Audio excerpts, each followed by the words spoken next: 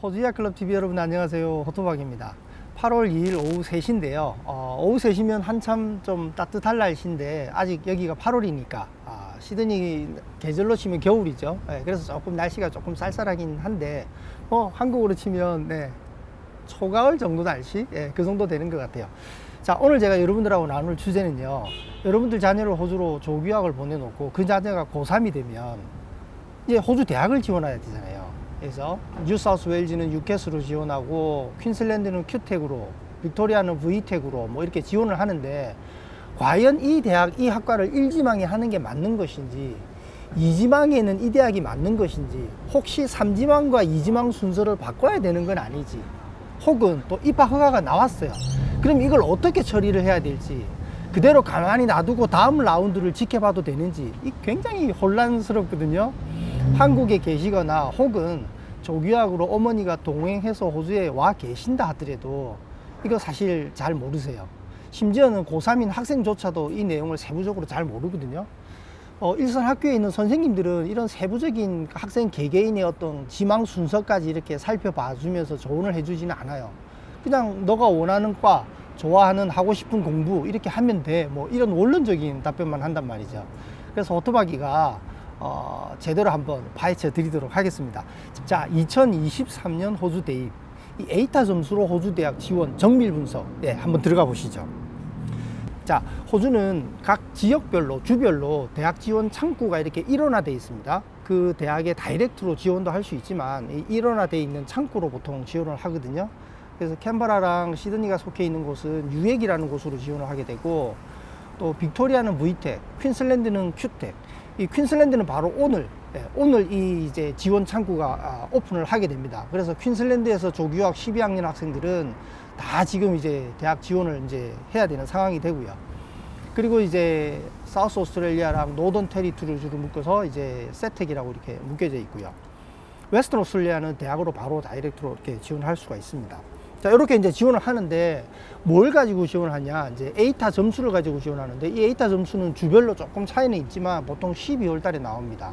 절반은 내신, 절반은 뭐 대입 수능 성적, 이걸 가지고 이제 믹스 해가지고 이 에이타라는 수치가 나오는데, 정확하게 이 에이타는 점수가 아니고 등수 개념입니다. 이게 이제 학생들이 가끔씩 놓치는 건데 절대 이건 점수가 아니거든요. 그러다 보니까 여기에는 한국 대입 시험, 즉 한국 수능 성적과 호주 대입 성적은 차이가 있습니다. 이것들을 여러분들 잘 감안하셔가지고 호주 대학 지원을 이제 해야 되는 건데, 우선 기억하실 것은 에이타는 랭크, 마크가 아니고 랭크, 등수라는 겁니다. 자, 먼저 이 에이타는 어떻게 산출되냐면요, 고2, 고3 동안 이제 내신이라는 게 나오죠. 그럼 그 내신 점수가 한 절반 들어갑니다. 물론 이건 주마다 조금 차이는 있습니다. 대략적으로 제가 이 표준인 뉴사우스웨일즈주, 빅토리아주, 퀸슬랜드주 이쪽 그 동쪽 대도시 권역으로 제가 말씀을 드려볼게요. 그래서 한 절반 들어가는데 고2, 고3 내용을 전체를 넣는 학교들도 있고요. 주로 고3만 내신으로 들어가기도 하고 뭐 이렇게 됩니다.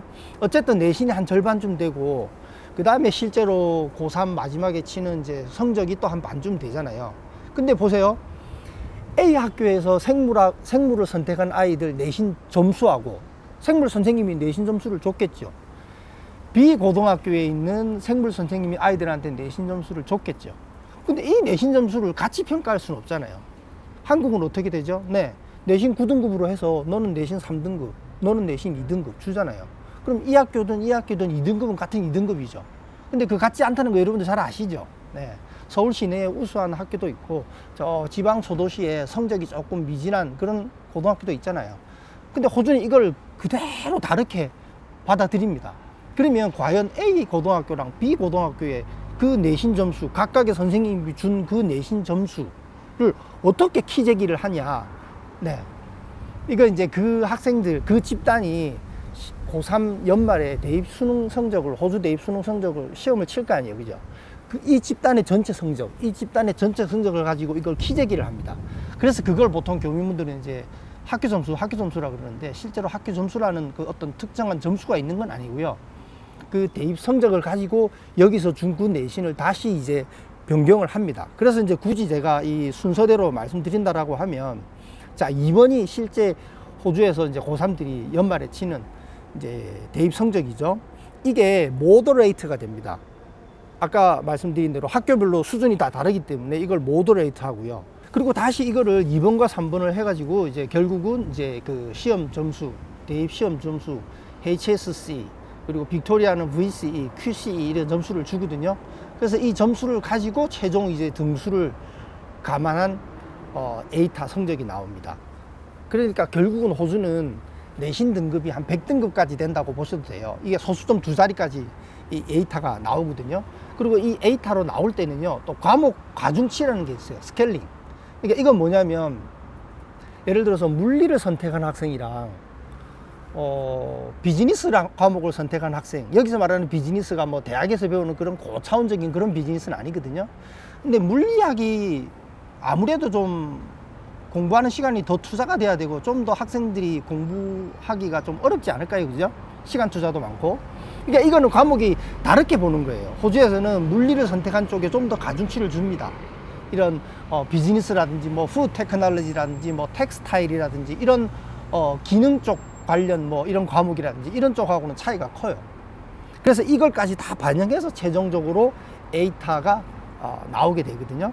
그래서 이제 이 에이타를 가지고 이제 대학을 지원하는데, 이때 또 부모님들이랑 학생이 좀 혼란스러운 게 로스트 에이타, 그러니까 이제 가장 낮은 에이타 점수로 입학한 게 몇 점이냐라고 하는 LA 수치가 나오고요. 그 다음에 LSR이라고 해서 Lowest Selection Rank라고 나와요. 이게 이제 한국말로 하면 이제 컷오프, 그러니까 커트라인. 예, 한국에 보통 이제 커트라인이라고 얘기하잖아요. 그 커트라인 점수라고 이렇게 보면 돼요. 근데 이 커트라인에는 실제로 에이타만 가지고 평가하는 학과도 있고, 또 어떤 데는 보너스가 주어집니다. 어저스먼트라고 해서 보너스가 주어지는데, 뭐 호주에 이런 게 있어요. 저기 자기가 거주하는 지역이 아주 지방에 낙후되어 있는 지역이다 라고 하면 지역 점수 가산점을 조금 주는 데도 있고요. 그리고 또 특정 과는 수학 성적이 아주 좀 강한 학생들을 좀 더 우선적으로 뽑겠다라는 그런 과가 있을 수 있잖아요. 그러면 그 수학, 고차원 수학 과목에도 여러 단계가 있거든요. 4단계, 5단계까지 있거든요. 전혀 수학을 선택하지 않아도 되는 학과도 있고요.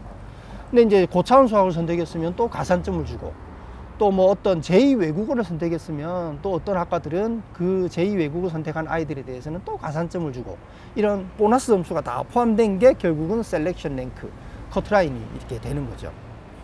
GA라고 해서 이제 개런티 마크도 있습니다. 이건 어떤 거냐면, 예를 들어서 뭐 A 대학의 B 학과가 일반적으로 에이타 커트라인이 90점에서 형성이 됐어요. 근데 어떤 학생이 지원을 했는데 보니까 이 학생은 아무리 봐도 90점은 충분히 넘을 것 같아요. 이 에이타 성적이 공식적으로 연말쯤에 나오는데, 그 전에라도 이 학생의 내신이라든지 이런 걸로 봐서 이 학생은 충분히 성적이 될 것 같다라고 하면 먼저 얼리 오퍼라고 그래서 먼저 입학 허가를 주기도 하고요. 또 어떤 경우에는 에이타 성적이 딱 나왔는데 보니까 이제 라운드가 아직 돌아가기 전이라도요, 충분히 성적이 돼요. 그럼 또 먼저 오퍼가 나오기도 합니다. 그래서 이거는 이제 이 점수면 적어도 우리 과는 무조건 들어올 수 있습니다 라고 대학에서 이렇게 친절하게 알려주는 것도 있거든요. 예, 그건 이제 GA라고 하고요. 대부분 이제 이 LSR 성적을 가지고, LSR 점수를 가지고 이제 당락이 결정된다, 이렇게 보시면 되겠습니다. 자, 그래서 이 보너스 점수 예시를 보면요. 자, 어떤 이제 라운드에서 87점이 커트라인이라고 봐요. 그러면 에이타 점수는 보세요. 1, 2, 3번 학생은 89, 87, 83점이잖아요. 3번 학생은. 근데 4번 학생은 86인데 4번 학생은 보너스 점수가 전혀 없으니까 커트라인이 87이니까 1점 모자라니까 떨어지죠. 근데 3번 학생은 83점이지만 자기가 보너스 점수를 4점 받았기 때문에 최종 셀렉션 랭크는 87점이 돼서 합격이 되는 거죠. 그래서 이 보너스 점수도 꽤 중요하게 작용할 수 있습니다. 자기가 지원하는 대학, 지원하는 그 학과에 그런 제도가 있는지를 또 살펴볼 필요가 있죠. 자, 그러면 이 셀렉션 랭크는 어떤 요소를 가지고 되느냐라고 하면, 당연히 입학 정원, 그렇죠? 입학 정원에 따라서 그 셀렉션 랭크는 달라지겠죠. 그 다음에 지원자 수, 그렇습니다. 그리고 지원하는 사람의 뭐 성적이라든지 여러 가지 이런 요소들 가지고 또 평가를 하게 되겠죠. 자, 그러면 이제 여기서부터 이제 본격적인 겁니다. 지금부터 이제 좀 복잡한데, 우리 부모님들이 좀 잘 들어주셔야 되고, 특히 고3 학생들도 잘 한번 들어보십시오. 자, 오포라고 하면 합격 통지서라고 보면 됩니다. 뭐 입학 허가서, 합격 통지서 뭐 이렇게 보면 되는데, 자, 이 오퍼는 라운드에 한 번만 나옵니다. 무슨 이야기냐면, 호주는 이제 아까 제가 그 각 대학 지원 창구들로, 뭐 퀸슬랜드는 오늘 8월 2일 날 창구가 오픈됐고, 빅토리아주는 뭐 어제 창구가 오픈됐고 이렇게 했다 그랬잖아요. 그 창구로 대학을 지원할 때 보통 1지망에서 어떤 주는 뭐 6지망, 뭐 빅토리아주 같은 거는 8지망까지 지원할 수가 있어요. 그럼 1지망부터 쭉 이렇게 지원할 때 가끔 이제 한국 부모님들이 혼돈하는 게, 내가 1지망부터 6지망까지 지원했는데 내 점수가 아주 높다 그러면 1지망부터 6지망까지 입학 허가를 다 주는 줄 알아요. 다 주지 않습니다. 라운드에 한 번만 줍니다. 이 라운드라는 건 뭐냐면, 이제 수많은 이제 학생들이 각 주별로 그 지원 창구를 통해서 지원했을 거 아니에요. 빅토리아면 VTEC으로 지원했겠죠. 그럼 VTEC 측에서 이제 이거를 롤링을 하는 거죠. 라운드를 돌려가지고 그 셀렉션 랭크에 부합하는 학생들한테 쫙 입학 허가서를 이제 보내는 거죠. 이제 그 시스템인데, 물론 이제 그 당락의 결정은 접속돼 있는 대학에서 이제 당락을 결정하긴 하는데, 그 시스템은 이 지원 창구 시스템 VTEC에서 이렇게 이제 돌아가게 되거든요. 이거를 VTEC에서 이렇게 다이어그램으로 해놓은 걸 이렇게 여러분들 이 화면을 좀 캡처해가지고 천천히 한번 읽어보시면 될 텐데, 어쨌든 이 대학이 그 VTEC하고 같이 조인을 해서 그 셀렉션 랭크 점수에 맞는 학생들한테 이제 입학허가서를 보내는 건데, 요걸 제가 조금 한국말로 쉽게 조금 설명을 한번 드려볼게요. 순차적으로 입학허가서가 나오는데요. 예를 들어서 1지망부터 6지망까지 내가 어떤 이제 각 대학 학과를 쭉 적어 놨어요. 그리고 이제 라운드가 딱 돌아갑니다. 라운드가 딱 돌아가면 이 라운드는 에이타 점수가 나오기 전에도 돌아갑니다. 아까 제가 말씀드린 대로 이 학생의 뭐 학업 성적, 보통 이제 우리가 그 대학 지원 창구에서는 뭐 12학년 1학기까지 성적은 아이들이 막 올리거든요. 그러면 11학년하고 12학년 성적만 봐도 이 아이가 어느 정도 에이타는 점수가 아니고 랭크라 그랬잖아요. 어느 정도 위치에 갈 아이라는 건 대학이 대부분 다 알아요. 그 정도 이상의 충분한 점수를 나올 것 같은 학생이라고 하면 입학허가를 먼저 주기도 하거든요. 그래서 이 라운드는 지금도 돌아갑니다. 지금도 8월 달에도 돌아가고 9월 달에도 돌아가요. 근데 보통 이제 본격적인 라운드는 에이타 점수가 나온 다음에 돌아가긴 해요. 그 에이타 점수는 주별로 조금 차이는 있는데 보통 크리스마스 전에는 다 나옵니다. 자, 이건 이제 VTEC에서 이 다이어그램으로 잘 설명을 해 놓은 건데요. 자, 먼저 제가 오퍼를 받았어요. 아까처럼 예를 들어서 1지망은 점수가 안 됐어요.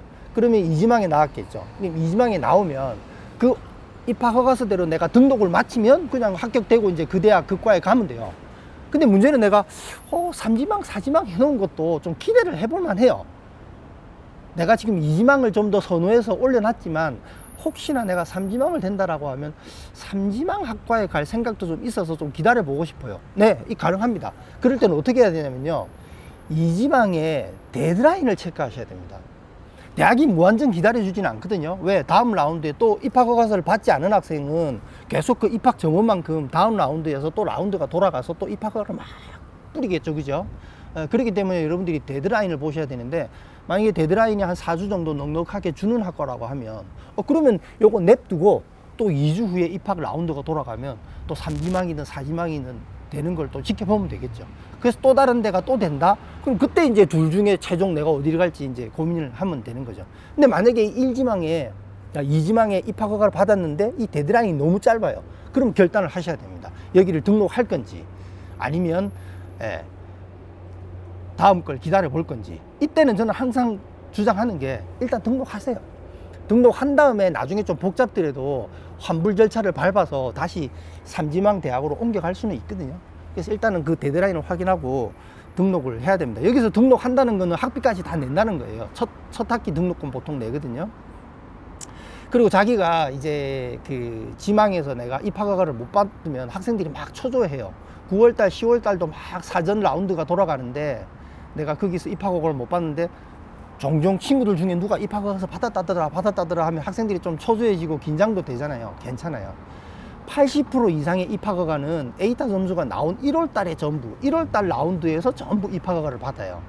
그러니까 무슨 얘기냐면, 전체 정원이 100명이다 그러면 겨우 한 20명 정도 자기 과에 아무리 봐도 이 학생의 내신 성적으로 봐서는 충분한 아이라고 판단한 그 일부 학생들에게만 얼리 오퍼를 주거나 이렇게 되는 것이고요. 대부분은 에이타 나온 다음 1월 라운드에서 입학허가가 나오니까 너무 초조해 안 하셔도 됩니다.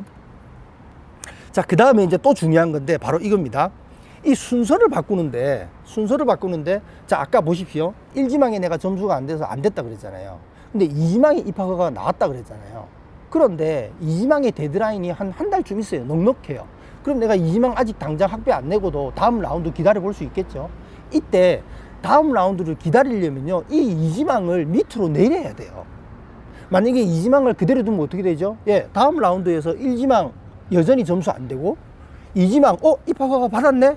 그럼 끝나버리는 거예요. 3지망 4지망을 고려 안 해주는 거예요. 이 시스템이, 대학 지원 창구 시스템이.